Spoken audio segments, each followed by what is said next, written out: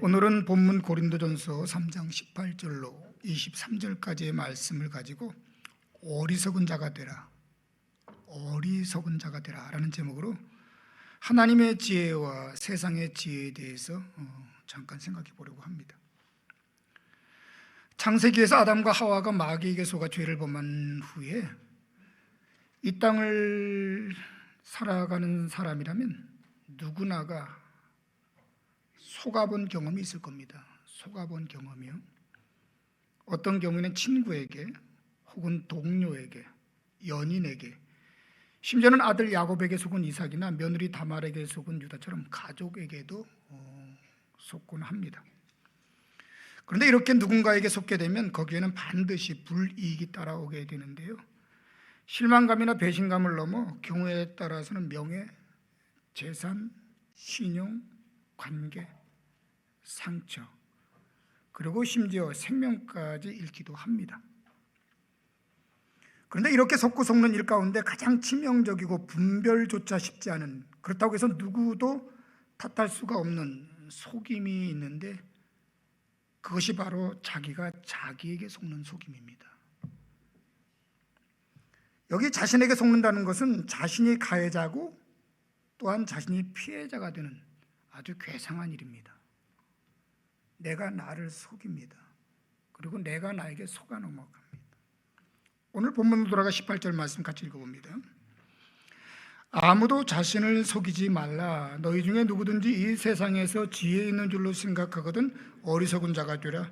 그리하여 지혜로운 자가 되리라. 상반절 말씀, 자신을 속이지 말라, 자신에게 속지 말라, 이런 내용이겠죠. 세상 누구도 속기를 바라는 사람은 없고요, 더욱이 자기 자신에게 속기를 바라는 사람은 없습니다. 그런데 어떻게 이런 일이 가능할까요? 18절 중반절, 너희 중에 누구든지 이 세상에서 지혜 있는 줄로 생각하거든. 성도가 자신에게 속는 그 첫 번째 이유를 소개하는데, 자신이 지혜 있는 줄 생각하기 때문이다 라는 겁니다. 여기 생각하다라고 번역된 헬라어는 확신하다, 간주하다, 신뢰하다라는 말이고요, 그 앞에 나오는 지혜 있다라고 하는 말은 현명하다, 즉 바른 판단력과 분별력을 가진 이런 뜻이 됩니다. 그러면 누가 누구를, 누가 무엇을 이렇게 생각한다는 걸까요? 그렇죠, 자기가 자기를. 한마디로 옳고 그름, 맞고 틀림, 이 모든 판단의 주체가 바로 자신이라는 겁니다. 내가 괜찮으면 그냥 괜찮은 거예요. 내가 옳으면 그냥 옳은 거예요. 내가 좋으면 그냥 좋은 겁니다. 여기에는 하나님의 말씀도 객관적 진실도 아무 소용이 없어요. 그저 자기 생각, 자기 지식, 자기 경험, 자기 느낌, 자기 기분에 충실하게 반응하며 그렇게 살아갈 뿐이죠. 그러다 보니까 잘못된 일을 하더라도, 나가 잘못된 길을 가더라도 그 사실을 모를 뿐만 아니라 설령 알아도 그것을 인정할 수가 없어요. 왜? 내가 옳으니까, 내가 맞으니까. 그저 고집스럽게 자기가 하던 대로, 자신의 생각대로 그냥 그렇게 살아갈 뿐이죠. 구약 잠언 26장 12절 말씀입니다. 너가 스스로 지혜롭게 여기는 자를 보느냐? 그보다 미련한 자에게 오히려 희망이 있느니라. 무슨 말일까요? 이 세상에서 가장 미련하고 미련한 사람이 있는데 누구라고요? 바로 이렇게 자기 자신을 믿고 자기 확신에 사로잡혀 살아가는 사람, 즉 자신에게 속고 사는 사람이 가장 미련하답니다. 그런데 그거 아세요? 이런 일이 신앙이 없는 세상에서만 일어나는 것이 아니라 믿음을 가지고 살아가는 우리 성도에게, 그것도 자신이 가진 신앙에서도 나타난다고 하는 사실을 말입니다. 다음 주님의 비유를 한번 들어보세요. 바리새인은 서서 따로 기도하여 이르되, 하나님이여, 나는 다른 사람들 곧 토색불이 간음을 하는 자들과 같지 아니하고 이 세리와도 같지 아니함을 감사하나이다. 나는 일에 2번씩 금식하고 또 소득의 11조를 드리나이다. 그런데 이 기도의 결말을 우리는 다 알고 있어요.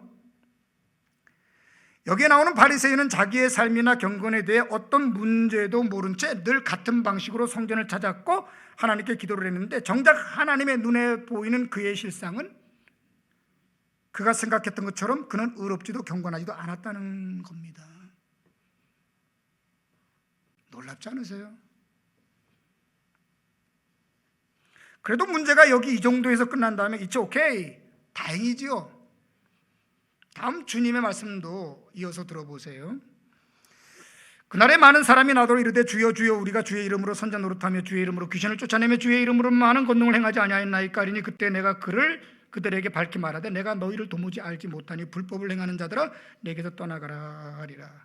그날에 많은 사람이, 여기서 말하는 그날은 하나님의 마지막 심판의 날을 말하고요, 많은 사람이, 소위 하나님을 믿는다는 사람들 가운데 적지 않는 사람이 어떻다고요?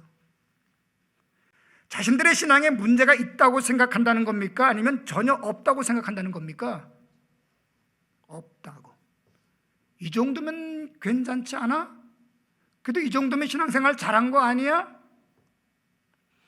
그리고 그렇게 한평생을 살았고 마지막 심판의 자리에서조차 그렇게 생각하게 될 거라는 말씀입니다. 그러면 이 사람들이 이렇게 믿고 있었던 이유, 달리 말하면 자신에게 마지막까지 속았던 그 이유는 무엇일까요? 그 동기가 무엇이든 이유는 오직 하나입니다. 그가 그렇게 믿고 살아온 그 판단의 근거가 바로 자기 자신이었기 때문에 그래요. 내가 괜찮았으니까 그래요. 내가 괜찮아서, 내가 옳다고 생각했기 때문에 그런 거죠. 내가 잘한다고 생각했던 거예요. 여러분은 여러분이 가진 지식, 여러분이 하신 선택, 혹은 여러분의 기분과 감정에 속아본 적 없으세요? 정말 감정에 충실했는데, 내 기분을 따라갔는데, 내가 알고 있는 내 지식을 따라갔는데, 아니 그렇게 살고 있는데 속았다, 내가 미쳤나 봐, 생각해 본 적 없으세요? 그러면 지금 여러분은 바르게 잘 살아가고 있습니까? 예수는 잘 믿고 있나요? 한 예로, 지금 드리고 있는 이 예배는 어떻다고 생각하세요? 잘 드리고 있는 거죠? 중요한 거는요, 여러분의 의견은 중요하지 않아요. 이 모든 것을 판단하는 그 기준, 그 주체가 무엇이고 누구인가가 중요하죠. 다음 바울의 고백을 한번 들어보실래요? 고린도전서 4장 4절의 말씀입니다. 내가 자책할 아무것도 깨닫지 못하나 이로 말미암아 의롭다함을 얻지 못하노라. 다만 나를 판단하실 일은 주시니라.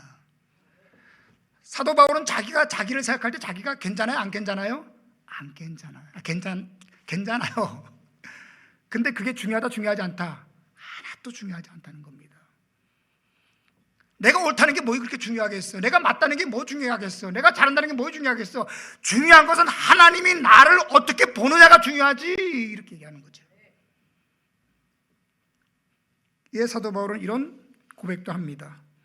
내가 내 몸을 쳐 복종하게 하면 내가 남에게 전파한 후에 자신이 도리어 버림을 당할까 두려워함이로다.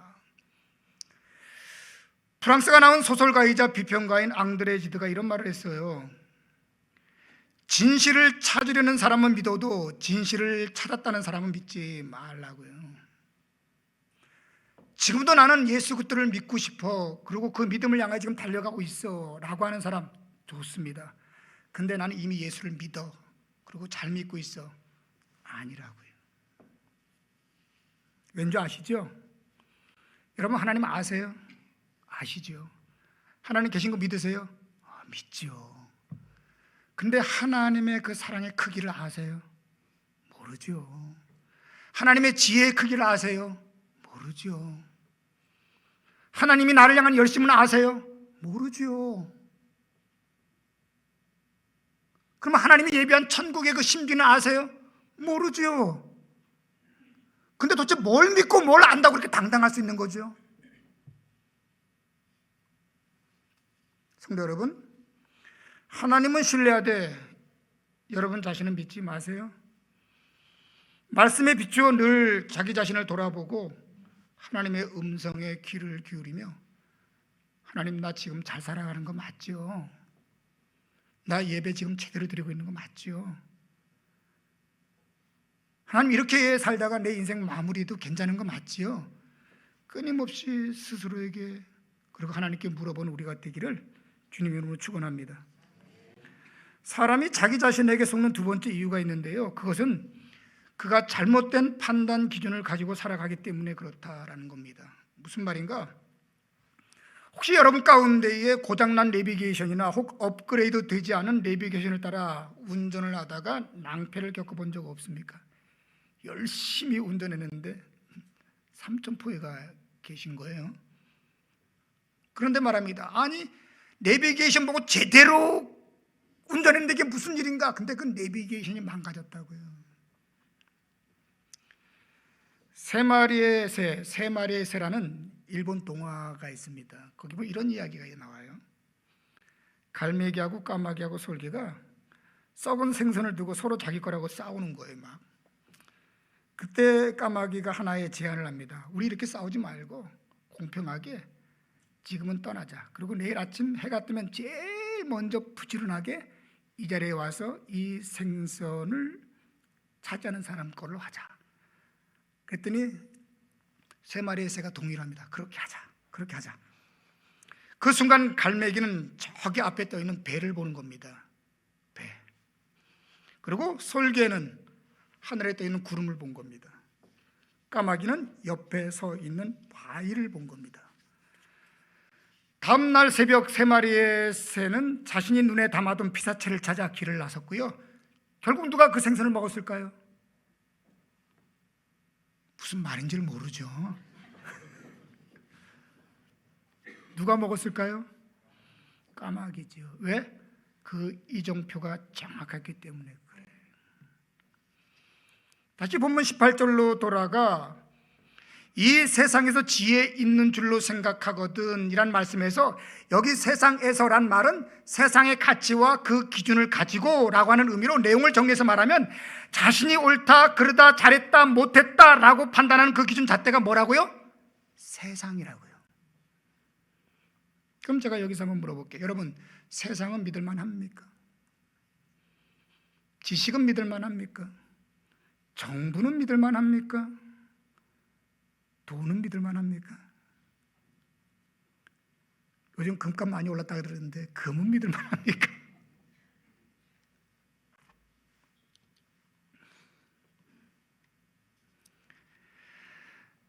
우리가 인생을 살아가면서 끊임없이 실패하는 이유가 있다면 덧없는 이 세상을 나의 인생의 잣대로 삼고 살아가기 때문에 그렇단다. 이런 사람들이 잘하는 말이 있어요. 사람들이 다 괜찮다고 하던데 아이 사람들도 다 그러더라야. 사람들이 다 좋아하던데. 여러분, 사람들이 좋아하면 다 되는 거예요? 맞는 건가요? 단적인 예를 하나 들게요. 다른 아이들은 주일이면 다 학원으로 도서관으로 가서 공부를 하는데 우리 아이만 이렇게 교회에 나와 예배를 드리고 있습니다. 불안하지 않으세요? 불안 안 하세요? 이러다가 우리 아이만 뒤처지지 않을까 걱정 안 되십니까? 당연히 예배 시간에도 예배 안 나오고 공부하는 아이보다는 성적이 떨어지겠죠. 그야 뭐 뻔한 거죠. 그렇다고 해서 그 인생이 마지막 가는 그 과정이 결말이 잘못될까요? 그럼 여러분의 믿음으로 남겨두십시다. 마태복음 7장 13절로 14절 보면 이런 주님의 말씀이 있습니다.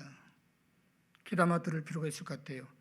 좁은 문으로 들어가라. 멸망으로 인도하는 문은 크고 그 길이 넓어 그리고 들어가는 자가 많고 생명으로 인도하는 문은 좁고 길이 협착하여 찾는 자가 적음이라. 세상에서 많은 사람이 가는 그곳은 아니랍니다. 세상에서 적은 사람이 가는 그 길 가운데 뭐가 있다요? 생명의 길이 있다고 얘기를 하고 있는 거예요.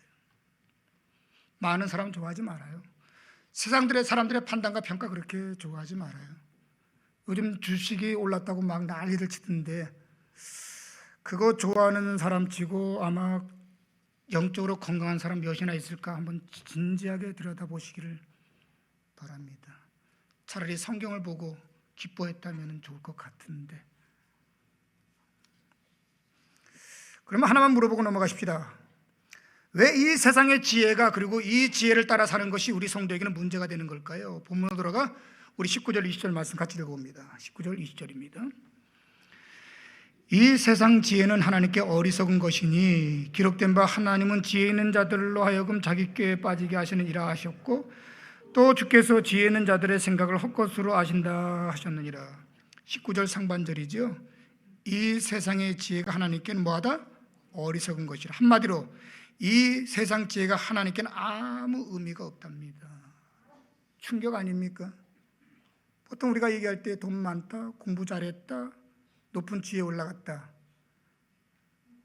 그 과정 속에서 신실함은 하나님이 볼지 모르지만 그 자체를 하나님께는 하나님은 크레딧을 안 준다고요. 하나님 나 부자입니다. 근데 뭐? 나 성공한 사람입니다. 근데 뭐? 어때요 여러분? 우리 아이가 서울대학 갔습니다. 그 감사의 고백은 받을 수 있어도 서울대학 갔다는 그 자체에 대한 의미 부여는 안 하십니다. 놀랍지 않으세요? 근데 우리는 아이들에게 뭐라고 얘기하죠? 야 이놈아 네가 서울대학 가야 하나님이 영광받아. 구라치지 마세요. 절대 그렇지 않습니다. 그러면서 이어서 인용한 성경 말씀이 있습니다. 기록된 바 하나님은 지혜 있는 자들로 하여금 자기 꾀에 빠지게 하시느니라 하였고 또 주께서 지혜 있는 자들의 생각을 헛것으로 아신다 하셨느니라. 이 말씀대로라면 세상의 지혜, 세상의 가치를 따라 살아가면 물론 세상에서는 성공할 수 있을지 몰라도 결국 어떻게 된다고요? 자기의 꾀에 자신이 속게 되고 그가 한 모든 수고는 다 헛수고가 되고 만다는 겁니다. 이게 성경 말씀이에요. 싫지요? 근데 이게 성경 말씀이라고요. 세상의 지혜를 따라가면 그 사람은 100% 속아. 그리고 그렇게 인생을 살고서 마지막 하나님 앞에 서게 됐을 때 그가 한 모든 수고는 헛수고가 되는 거야. 누가 앞에서? 하나님 앞에서. 예를 돕기 위해 다음 주님의 비유를 하나 들어드릴게요. 여러분이 너무 잘 아는 비유입니다. 제가 성경에 나오는 비유를 굉장히 많이 쓰죠. 세상 비유보다는 성경의 비유가 훨씬 낫기 때문에 그래요. 그리고 그건 100번, 1000번 써도 뭐라 그럴 사람이 없거든요. 그래서 또 씁니다. 누가복음 12장 16절 이하의 말씀이죠. 한 부자가 그 밭에 소출이 풍성하며 심중에 생각하여 이르되 내가 곡식 쌓아둘 곳이 없으니 어찌할까 하고 또 이르되 내가 이렇게 하리라 내 곡간을 헐고 내 더 크게 짓고 내 모든 곡식과 물건을 거기 쌓아두리라. 또 내가 내 영혼에게 이르되 영혼아 여러 해 쓸 물건을 쌓아두었으니 평안히 쉬고 먹고 마시고 즐거워하자 하리라 하되 하나님은 이르시되 어리석은 자여. 하나님은 이르시되 어리석은 자여. 오늘 밤에 내 영혼을 도로 찾으리니 그러면 내 준비한 것이 누구의 것이 되겠느냐 하였으니 자기를 위하여 재물을 쌓아두고 하나님께 대하여 부유하지 못한 자가 다 이와 같으리라. 그가 가진 능력 때문인지 운이 좋아서였는지 아니면 그야말로 하나님의 은혜 때문이었는지 이 비유에 나오는 이 한 사람은 이미 부자입니다. 부자라고요. 그리고 거기에 그 부는 해마다 계속 더해지고 있습니다. 그리고 이 부자는요, 지금까지 그랬던 것 같이 늘 더 풍요로운 미래를 준비하기 위해 그 부를 계속 축적해 가고 있는 겁니다. 물론 세상이 볼 때는 성공한 사람입니다. 능력 있는 사람입니다. 미래가 있는 사람입니다. 준비성 있는 사람입니다. 당연히 부러움을 샀을 겁니다. 그런데 하나님의 생각은 전혀 달랐죠. 하나님은 이런 사람, 이 사람을 향해 뭐라고 말해요? 어리석은 자야. 우리 표현으로 할게요. 이 바보야. 이 멍충아. 이 바보야, 이 멍충아. 그게 고작 너의 인생이냐? 무엇이 잘못됐다는 걸까요? 자기를 위해 재물을 쌓아두고 하나님께 대하여 부유하지 못한, 즉 하나님이 아닌 세상의 가치를 추구하며 그냥 그렇게 한평생 부자로서 많이 모아서 더 많이 모으기 위해 산 인생. 근데 그날이 그의 마지막 날이었어요. 뭐 한 거예요?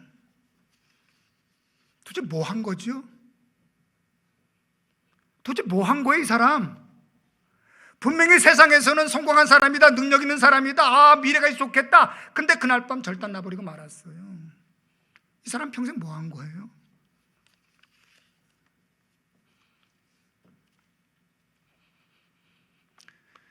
한 번은 예수님의 12제자 가운데 누가 더 크냐라고 하는 다툼이 일어나자 이에 주님이 제자들에게 이런 말씀을 하셨습니다. 누가복음 22장 24절 이하에 나온 말씀이에요. 제자들 사이에 그중 누가 크냐는 다툼이 난지라 예수께서 이르시되 이방인의 임금들은 그들을 주관하며 그 집권자들은 은인이라 칭함을 받으나 너희는 그렇지 않을지니 너희 중에 큰 자는 젊은 자와 같고 다스리는 자는 섬기는 자와 같을지니라. 한마디로 말하면 세상의 가치와 하나님의 가치, 세상의 지혜와 하나님의 지혜는 다르다고 얘기를 하고 있어요. 세상에는 힘을 가진 사람, 능력 있는 사람이 섬김을 받고 높임을 받고 칭찬을 받고 굴림을 합니다. 그래서 많은 사람은 그 힘을 갖고 싶어 난리를 칩니다. 왜? 더 인정받고 더 존중받고 더 굴림하고 싶어서. 그러나 하나님 앞에서는 힘을 가진 사람이 섬기고 높이고 대접한다는, 전혀 세상과는 다르다는 얘기를 하고 있어요. 그게 주님의 삶에서 보여진 거죠. 예수님이 원하는 사랑이 바로 그런 거라고요. 근데 하나님을 믿는다면서 우리가 뭐를 추구하고 있는지, 이거 심각하지 않나? 다음 누가복음 21장 1절로 3절 말씀도 들어보실래요? 예수께서 눈을 들어 부자들이 헌금하며 헌금 넣는 것을 보시고 또 어떤 가난한 과부가 2렙돈 넣는 것을 보시고 이르시되 내가 참으로 너희에게 말하노니 이 가난한 과부가 다른 모든 사람보다 많이 넣었도다. 하나님의 나라에도 많고 적음 있다 없다? 있다는 거예요. 근데 누가 많은 거다? 하나님 앞에서 많이 드린다는 것은 액수의 양이 아니라는 게, 이건 세상의 가치라는 거죠. 그래서 우리는 많이 들어가지고 좀 폼을 좀 재고 싶잖아요. 직분도 큰 직분, 일도 많은 일, 성경도 많은 지식, 그래야 내가 드러나잖아요. 그걸 나는 실력이라 그러거든요. 근데 하나님께서는 뭐라고 말씀하신다고요? 액수의 양이 아니라 얼마나 정직하고 정성껏 드렸느냐를 나는 보겠다고 얘기하고 있는 거예요. 오늘 예배도 마찬가지예요. 정성껏 정직하게 예배를 드리고 있는 건 맞을까요? 우리 사역도 마찬가지예요. 목사인 목회자로서 저도 마찬가지입니다. 저의 목회, 제가 목사 된 지가 꽤 오래됐습니다. 27살에 목사 안수를 받았으니까 거의 40년. 그러면 40년 목사 짬밥, 이거 괜찮거든요. 근데 하나님은 그거 안 본다는 거 아니에요. 그래서 동구가 40년이 뭐 어땠다고. 그러면 이런 말씀은 어떠세요? 사도행전 20장 35절에 나옵니다. 예수께서 친히 말씀하신 바 주는 것이 받는 것보다 복이 있다. 놀랄 일이죠. 오늘 내가 누군가의 공짜 밥을 얻어 먹었습니다. 아싸, 오늘도 거저 얻어 먹었다? 아니면 내가 오늘 누군가에게 밥을 사야 했습니다. 어느 게 더 행복한 거라는 거예요. 뭐 정직하게 얘기합시다. 우리는 뭘 더 원하죠? 대접하기를 원합니까? 대접받기를 원합니까? 베풀기를 원합니까? 베풀 받기를 원합니까? 이렇게 하나님을 믿는다, 하나님을 따라간다라고 얘기하지만 전혀 우리의 생각과 우리의 가치는요, 누구 하나에게 따뜻한 밥 한 그릇을 대접하지 못하는 이 마음, 그 인색함, 그 억지스러움, 그럼에도 불구하고 내가 하나님을 따라 하나님 믿음의 삶을 산다라고 얘기한다면 이걸 어떻게 얘기할 수가 있느냐? 그런 말입니다. 참 답답하죠. 길이 달라요. 가치가 다르고 지혜가 다르다고요. C.S. 루이스의 책 위대한 이혼을 보면 다음 같은 이야기가 나오는데 제가 대충 조금 각색해서 읽어드릴게요. 어느 날 천국이 갑자기 분주해졌다. 세상에서 훌륭하게 믿음 생활을 하던 성도가 그의 사명을 마치고 죽어서 천국에 오게 되었기 때문이다. 이에 그를 영접하기 위해 천국 전체가 들썩인다. 모인 성도들이 서로에게 말한다. 도대체 누구지? 누군데 이렇게 천국이 요란스러운 거야? 물론 우리도 다 아는 분이겠지? 그때 옆을 지나가던 천사가 말한다. 그분은 바로 누구라고? 그런데 한 번도 들어본 적이 없는 사람이다. 그때 성도들이 말한다. 처음 들어보는데 그분이 누구지요? 무슨 큰일을 했지요? 그때 천사가 대답한다. 큰일이라고요? 아니요. 그런 큰일은 한 게 없어요. 아시다시피 여기 천국은 세상과는 다르잖아요 라고 말을 하고는 미소를 지으며 환영 장소로 향한다. 뭐가 다르다고요? 세상의 가치와 기준, 하나님이 보는 가치와 기준은 전혀 다르다고요. 그런데 오늘 교회는 뭘 추구하고 있을까? 무엇이 나의 인생의 지혜와 가치로 알고 살아가고 있을까?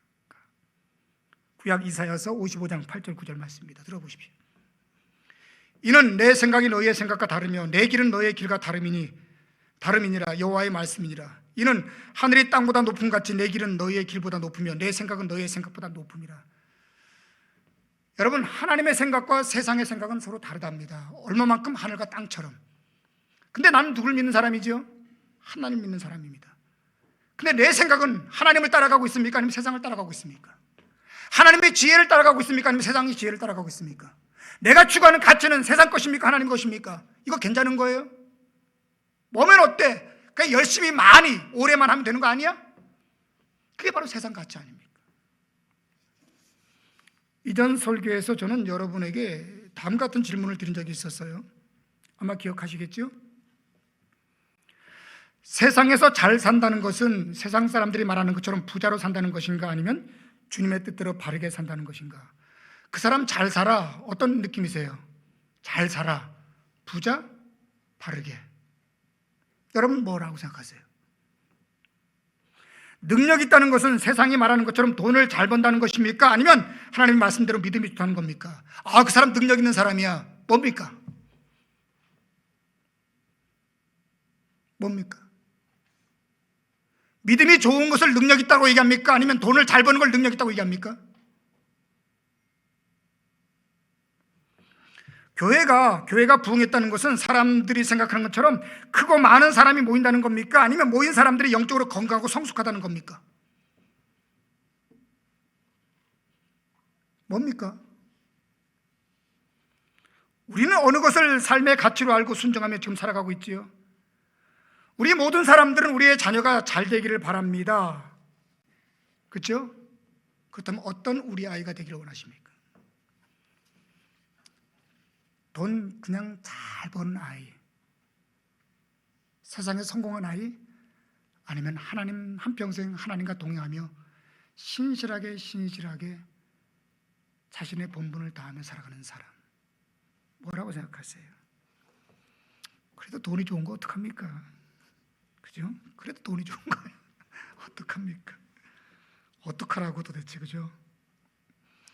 내가 생각하는 성공의 의미는 무엇이고 그렇게 성공하기를 바라는 궁극적인 목적은 뭘까? 돌아보기를 주님 이름으로 축원합니다. 이거 이렇게 아멘 나오면 안 되는 거죠. 싫다는 거죠, 결국은. 그래서 인위적으로 아멘. 아멘. 본문 21절로 23절 말씀 같이 읽습니다.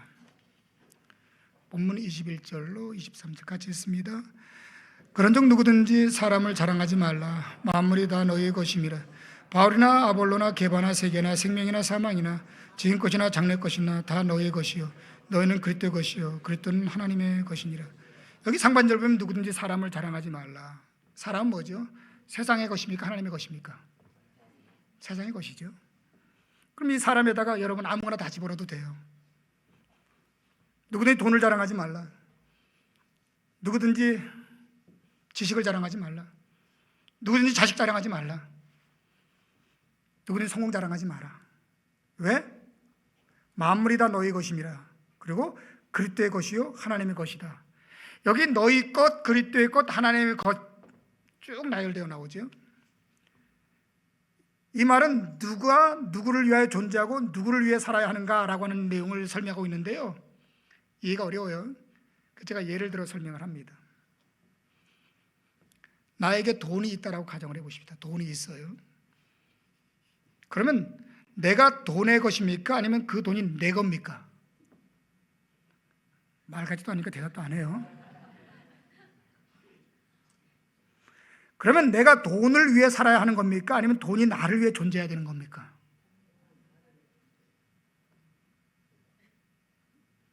여러분 뭘 위해 사세요 도대체? 나에게 하나님이 계십니다. 아멘.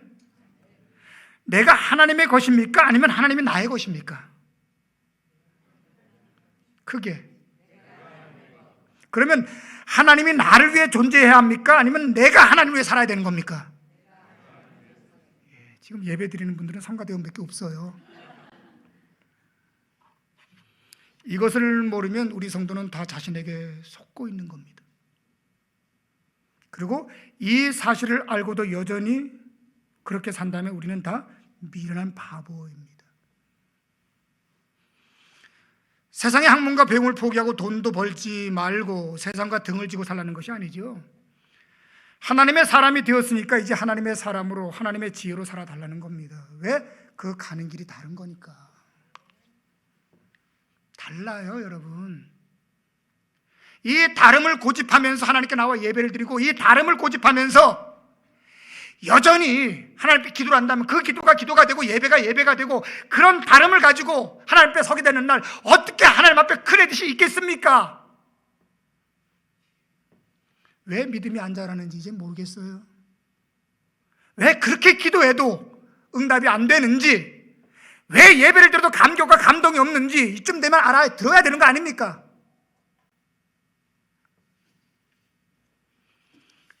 그렇다면 어떻게 우리는 하나님의 지혜로 바르게 살아갈 수 있을까? 우리 성경 한 곳만 같이 읽고 오늘 말씀 마무리합니다.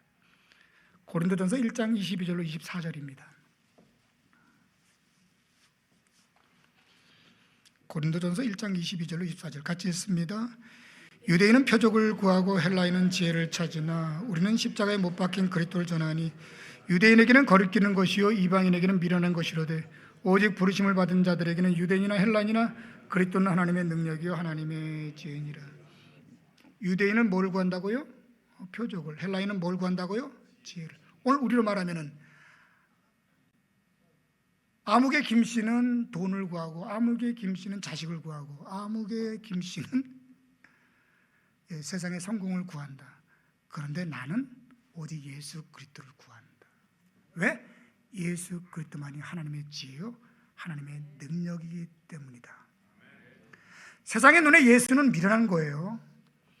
따라서 예수 그리스도를 선택하고 또 예수 그리스도를 따라가면 세상에서는 미련한 사람이 됩니다. 그러나 하나님께는요 지혜로운 자가 되고요 하나님의 지혜를 얻게 됩니다. 예수만이 하나님의 지혜이고 하나님의 능력이기 때문입니다. 이걸 선택하는 게 신앙이죠. 그리고 그 지혜를 따라 오늘도 하나님과 동행하는 삶, 그때 우리의 삶 가운데 하나님의 지혜 그 열매가 풍성할 줄로 믿습니다. 기도하십시다.